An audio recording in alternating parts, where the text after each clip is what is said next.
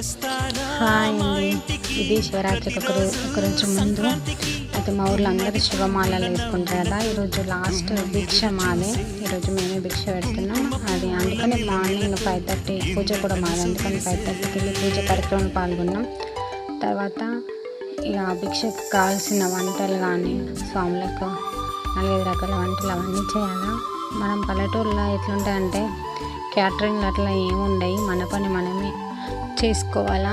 అయితే మనల్ని మనం అనుకున్న వాళ్ళు మన కోసం వచ్చి మనస్ఫూర్తిగా వాళ్ళ టైం గురించి చూసుకోకుండా, పని గురించి చూసుకోకుండా పక్కన పెట్టి మన కోసం వచ్చి వర్క్ చేస్తారు. నిజంగా అది చాలా సాటిస్ఫాక్షన్ ఉంటుంది. విలేజ్లో ఇదే ఉంటుంది. ఎప్పుడైనా ఏ వంటలైనా, ఏ పెళ్ళిళ్ళైనా, ఫంక్షన్లైనా, ఏదైనా సరే, పూజలైనా, ఏ కార్యక్రమాలైనా సరే అందరూ కలిసి హ్యాపీగా చేసుకుంటాం.